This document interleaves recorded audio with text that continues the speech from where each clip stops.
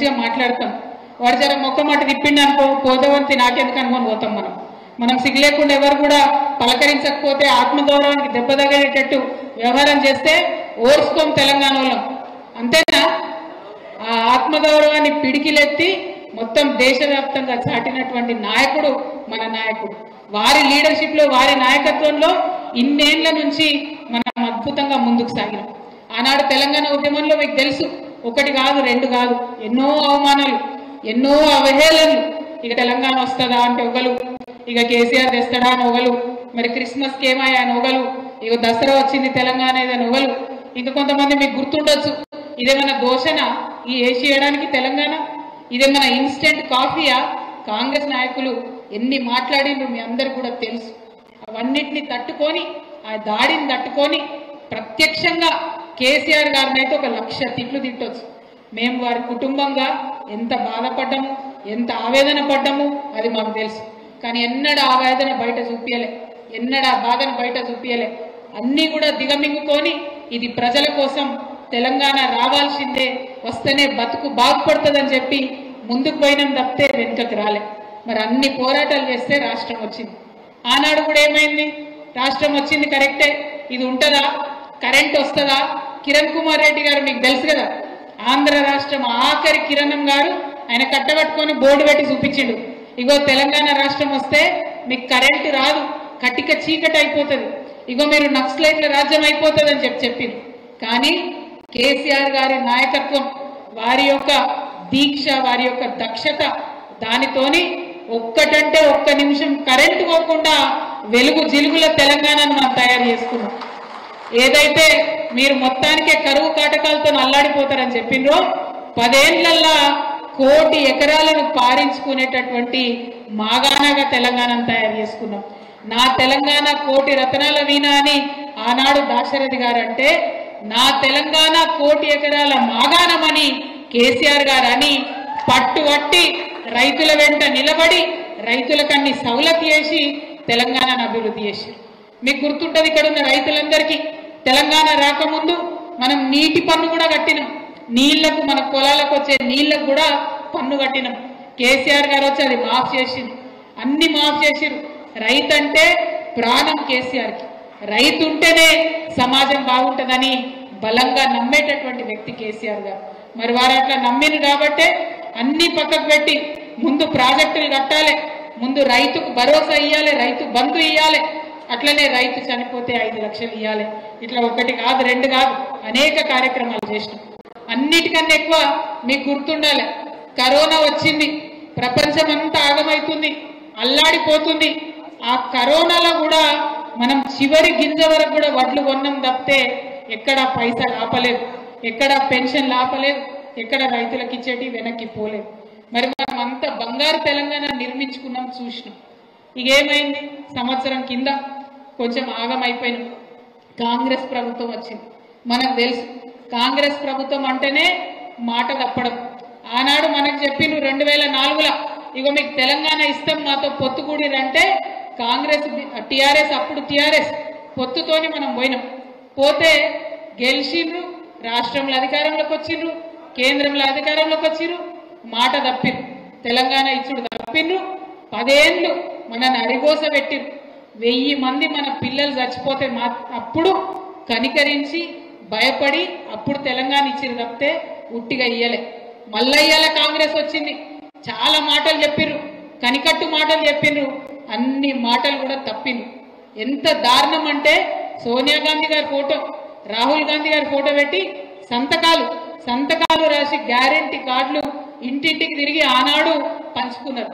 కానీ ఇవాళ మాత్రం ఎన్నిసార్లు అడిగినా సిగ్గు లేకుండా తప్పించుకుంటున్నారు తప్పితే ఎక్కడ కూడా జవాబిస్తలేరు, జవాబుదారీగా ఉండలేరు. మరి అటువంటి పార్టీలకు ఇక్కడున్న నాయకులు వలసపోవడం అన్నది నిజంగా దారుణం. ఏం తెలుస్తుంది? ఇక్కడ నాయకులు వలసపోయినరు, ఎందుకోసం పోయినరు? ప్రజల కోసం పోలే. ప్రజల కోసం పోకుండా పైసల కోసం పోయినరు అన్నది ఇలా మనకు అర్థమవుతున్నది. కాబట్టి మిమ్మల్ని నేను కోరేది ఒకటే, పోయినోళ్ళు పోయినరు, వాళ్ళ గురించి పట్టించుకునే అవసరం లే. ఇది మంచి సందర్భం. దేశానికి ఒక ఉద్యమాన్ని, దేశానికి ఒక విప్లవాన్ని నేర్పించినటువంటి అమోఘమైన పార్టీ, అద్భుతమైన పార్టీ మన బీఆర్ఎస్ పార్టీ. ఆ పార్టీ మన పండగ ఈ నెలలో జరగబోతుంది, ఏప్రిల్ 27. ప్రతి ఇంటి నుంచి గులాబీ కండువ కప్పుకున్నటువంటి కార్యకర్త ఇంటికొకరు బాన్సువాడ నుంచి కదిలి రావాలని చెప్పి ఈ సందర్భంగా నేను మీ అందరు కూడా కోరుతా ఉన్నా. ఎందుకంటే మా తమ్ముళ్ళు మాట్లాడుకుంటే చెప్పారు, ఇవాళ ఇక్కడ 2 అద్భుతమైన దృశ్యాలు ఆవిష్కృతమైనవి. ఒకటి, ఆ తల్లి సంఘం తండా నుండి వచ్చి మా ముత్యాలమ్మ, ఇగో నాకు కేసీఆర్ సార్ పైసలు ఇచ్చిండు, ఇక మళ్ళా మన పార్టీ పండగకి ఇస్తున్న పైసలు అని చెప్పి 2000 మా అక్క ఇచ్చినందుకు మనస్ఫూర్తిగా మీ ప్రేమకు ధన్యవాదాలు తెలియజేస్తున్నాను. అదేవిధంగా ఇంకొక మిత్రుడు వచ్చి చెప్పారు, అక్క నిన్న రాత్రే ఫోన్ చేసిరు, నాకు బిల్లు వచ్చేది ఉంది, నీకు బిల్లు ఏమియ్యం అటు పోతే అని చెప్పిండ్రు, అయినా సరే ఎదిరించి వాళ్ళ నేను ఈ సభకు మీ దగ్గరకు వచ్చినా అని వారి యొక్క పోరాట పటిమను చూపించినందుకు తమ్ముళ్ళకు కూడా ధన్యవాదాలు చెప్తా ఉన్నా. అట్లనే ఇంకా చాలా మంది మాట్లాడుకుంటా అన్నారు, అక్క ఫోన్లు చేసి బెదిరిస్తున్నారని చెప్పి. అన్న జుబేర్ అన్న ధైర్యంగా ఉండు, ఎవరెవరు బెదిరిస్తున్నారో వాళ్ళ పేర్లు బరాబర్ పింక్ బుక్ లో రాస్తాం, ఇడిచిపెట్టేదైతే ఉండదు, అందులో ఏమీ ఆలోచించదు. కేసీఆర్ సార్ మంచోడు కావచ్చు, నేను కొంచెం రౌడీ టైపే, ఎట్టి పరిస్థితిలో ఇడిచిపెట్టుడు ఉండదు. ఇక్కడికి బాన్సువాడలో మిమ్మల్ని సతాయించి మిమ్మల్ని పోలీస్ స్టేషన్కి ఈడ్చినటువంటి ఏ ఒక్కరిని కూడా నేను మాత్రం క్షమించే అవకాశమే ఉండదు. పింక్ బుక్ బరాబర్ పెడతాం, అందులో పేర్లు రాస్తాం. అది అధికారులు కావచ్చు, నాయకులు కావచ్చు, ఎవరిని కూడా వదిలిపెట్టాం. ఎందుకంటే మనం అధికారంలో ఉన్నప్పుడు అరాచకం చేయలేదు, ప్రజలకు మంచి చేసినాం, అభివృద్ధి చేసినాం. ఇవాళ మీరు పార్టీ మారినంత మాత్రాన ఈ గులాబీ కండువానేదో గదరించి పెడదాం, భయపెట్టించి పెడదాం అనుకుంటే మీ తాట సప్పులకు భయపడేవాళ్ళు ఎవరు లేరు. మీ తాత, మీ ముత్త, మీ జేజమ్మ దిగొచ్చినా కూడా భయపడేటోళ్ళు ఎవరు లేరన్న విషయాన్ని మీ అందరికి కూడా సభాముఖంగా నేను తెలియజేస్తా ఉన్నాను. నేను ఒకటే మాట చెప్తా ఉన్నా, అందరూ కేసీఆర్ గారు బుల్లెట్లే ఉన్నారు, ఇక్కడ బాన్సువాడ బుల్లెట్లే ఉన్నారు తప్పితే ఎవరు కూడా వేరే వాళ్ళు లేరు. మా తమ్ముళ్ళు చెప్తున్నందుకు వారి ధైర్యానికి మరొకసారి మనస్ఫూర్తిగా నేను అభినందనలు తెలియజేస్తా ఉన్నా. ఈ సభకు సంబంధించి మన పార్టీ నుంచి సంపూర్ణంగా జుబేర్ భాయ్ గారికి, బాజిరెడ్డి గోవర్ధన్ అన్న గారికి వనరులు సమకూర్చడం జరిగింది. ఆర్టీసీ నుండి బస్సులు పార్టీయే సెంట్రల్ గా పార్టీ అకౌంట్ నుంచే డైరెక్ట్ గా డబ్బులు ఇచ్చి ఆర్టీసీ బస్సులను బుక్ చేసుకోవడం జరిగింది. ప్రైవేట్ వెహికల్స్, ప్రైవేట్ బస్సులు బుక్ చేసుకోవడానికి సంపూర్ణంగా మనకు నియోజకవర్గ పార్టీకి సహకారం మనం అందించినాం సెంట్రల్ పార్టీ నుంచి. అదేవిధంగా మరి ఏ మండలం నుంచి ఎంతమంది రావాలని చెప్పి మండలాల వారీగా మీటింగ్స్ కూడా ఇంటర్నల్ గా పెట్టుకోవడం జరిగింది. తప్పకుండా ఇంట్రెస్ట్ ఉన్న ప్రతి ఒక్కరూ వరంగల్ సభను చేరేటట్టు దయచేసి పొద్దుగాల బయలుదేరి రావాలి.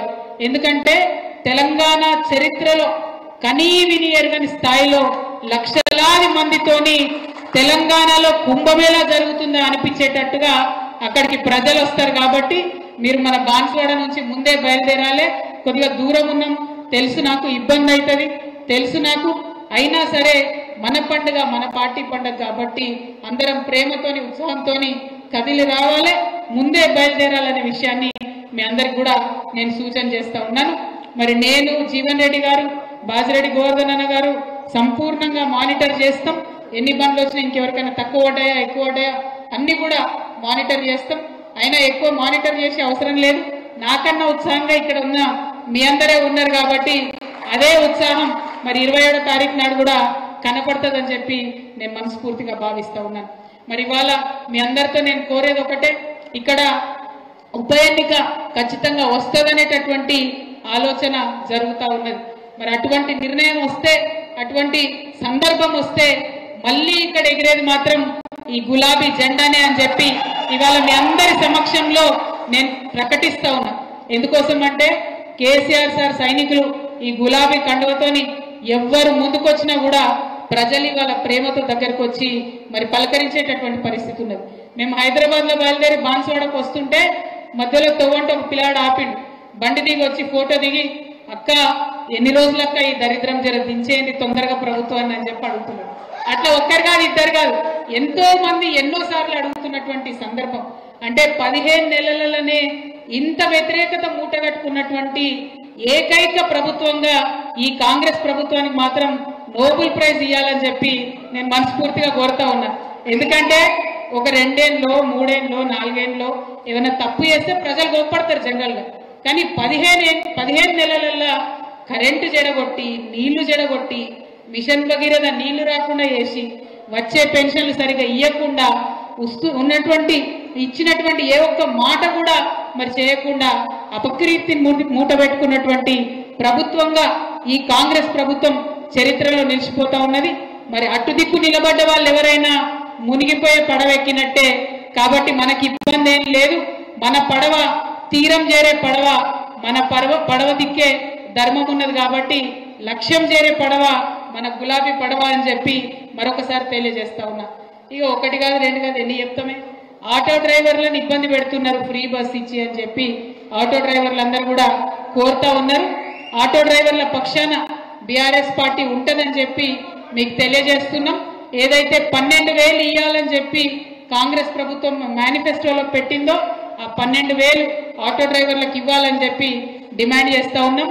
అట్లనే తులం బంగారం కూడా మా అక్క చెల్లెళ్లకు మరి వచ్చేటట్టుగా పోరాటాలు కూడా చేస్తున్నామని కూడా ఈ సందర్భంగా తెలియజేస్తున్నాం.